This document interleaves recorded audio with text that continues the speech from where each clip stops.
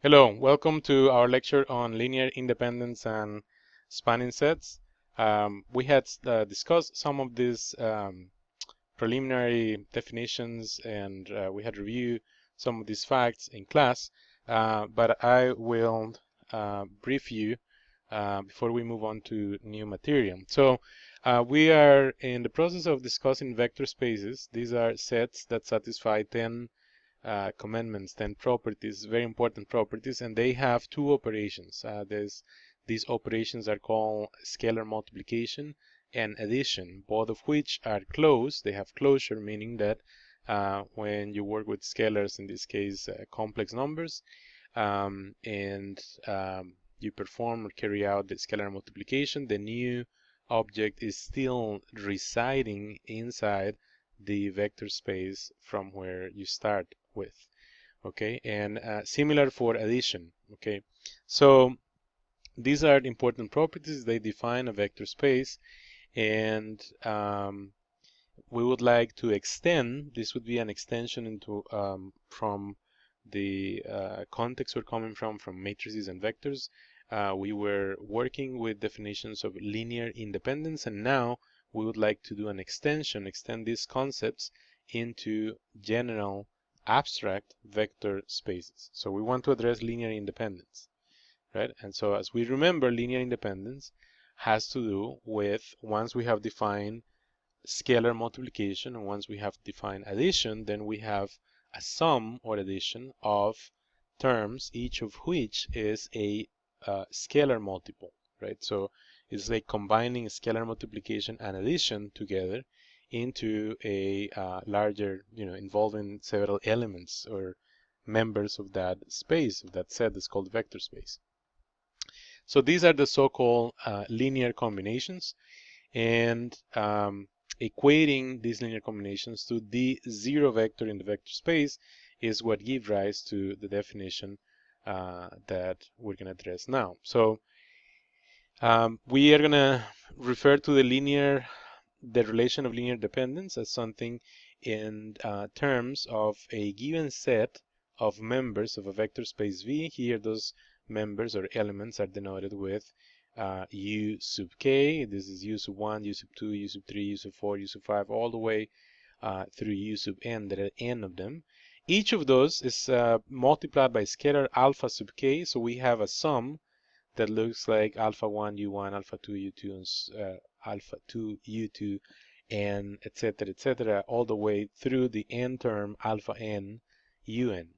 So here on the left-hand side of this expression, this is, you like that, huh? So this left-hand side is indeed an element of the vector space, and that sum is equated to the zero. This would be the zero of this vector space, right? It's not necessarily a zero vector. It could be a column of zeros. It could be a matrix of zeros. It could be a function, a constant function equals to zero. It could be the zero polynomial, depending on what this vector space is. Okay, so I get these things disappearing here. So this is a relation of linear dependence, and if we are in the process of determining whether this set is linearly independent or linearly dependent, so we set on a quest of finding what are the values of those scalars for which is true, this linear combination is true. And it so happens, if the only way to make this linear combination to be the zero vector in a vector space, if the only way is by selecting values in the trivial manner, okay? If the only way is by setting those scalars to zero, all of them simultaneously, then we're gonna say that this is going to be called a linearly independent set. Okay, so in terms of the definitions, this set S is linearly dependent if there is a relational independence that is not trivial. That means at least some of those values for alpha are different from zero. But if the only way is with a trivial combination of values, setting all the alphas to 0, then we would call that set linearly independent. This is almost word by word exactly the definition we had seen before. Before, however, we were only dealing with arrays of numbers. They were column vectors, or well, specifically column vectors, right? So I think we had discussed this in class. This is an example of a set. There are 3 elements of this set. Excuse me. Not 3. Let's see. Here you have this first element. That's a little, let me redraw that again. So here you have one element. They're separated by commas. Here's the second element, and here is the next one, and this is the last one. So these are, including the one, these are members of a set T. So here we assume that T is a subset of P sub 4, P sub 4 being the vector space defined by polynomials of degree 4. Okay. And what we're wondering is, can we answer this question? Is this set, again, this is called, we're calling the members of this set vectors because P sub 4 is a vector space, and a member or an element of the vector space is called vector, even though each of these is a polynomial. So let's say, look, let's think of T here as U sub 1, U sub 2, U sub 3, and U sub 4. So there are 4 members of P4, each of them being one of these polynomials, and what we would like to determine is linear dependence or linear independence, right? So this is going to involve considering these members of that vector space, U1, U2, U3, U4.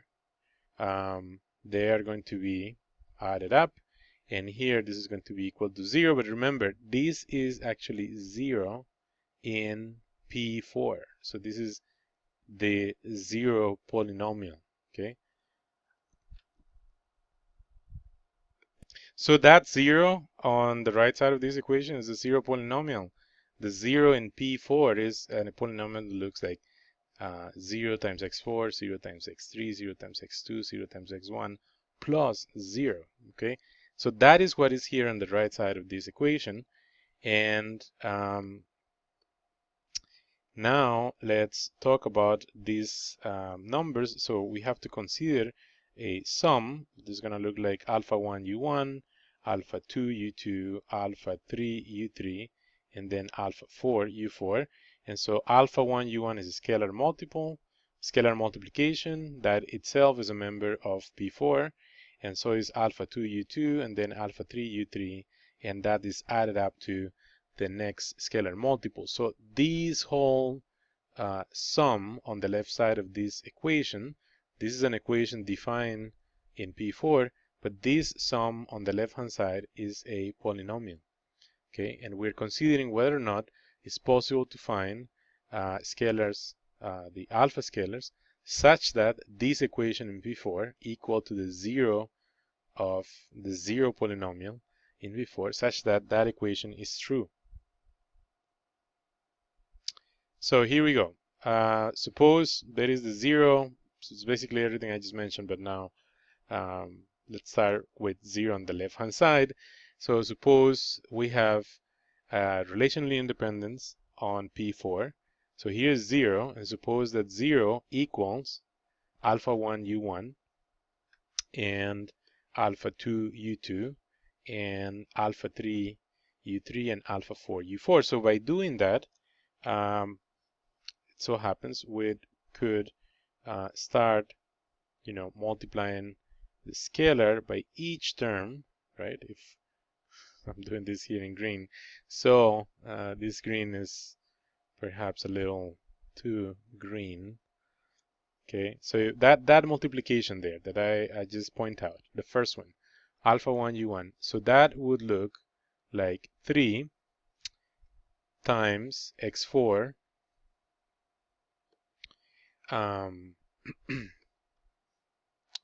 this would be 3 well, it would be alpha 1, 3 x to the 4 plus alpha 1 minus 2, so here it really is a minus, alpha 1, 2 x3, and then plus alpha 1, 4 x2, plus, I'm running out of space here, alpha 1, 6 x minus alpha 1 times 1, which is this. So by carrying out or folding, right, these products, alpha 1 times the first element, alpha 2 times the second element, then we end up with equations that that involve the alpha values. But importantly is to note that on the first one here, there is going to be a fourth power.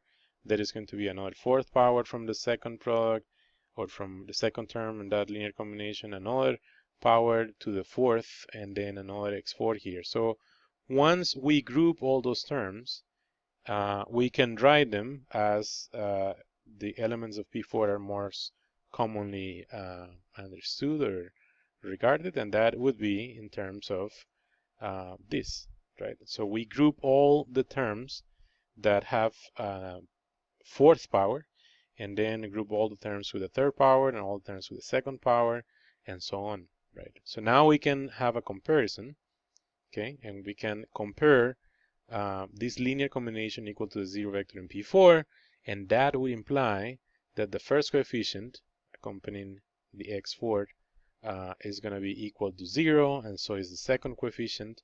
Right now, each coefficient here is something that looks like, look at the first one, 3 alpha, that was the calculation I had there in green first, 3 alpha 1 minus 3 alpha 2 plus 4 alpha 3 plus 2 alpha 4. So that has to be equal to 0 because of the definitions of equality in a vector space. And so that leads to this set of equations, right? So if we're interested in finding the values of alpha for which this is true, then we have to consider this set of equations. But alpha 1, alpha 2, alpha 3, alpha 4, they are unknowns. They are variables. And we have 1, 2, 3, 4, 5.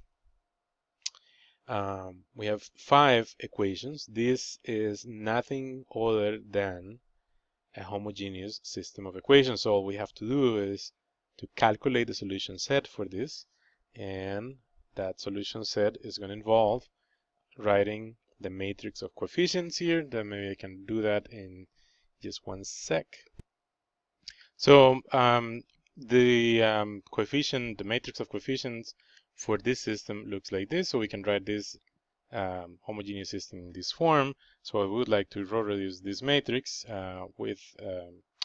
and then we find that the RREF that matrix is this, which implies that this would imply that alpha 1 equals alpha 2 equals alpha 3 equals alpha 4 equals 0. The only solution of that is 0, and then this answers our question about, addresses the question of linear independence, right? So that original set in P4 is linearly independent.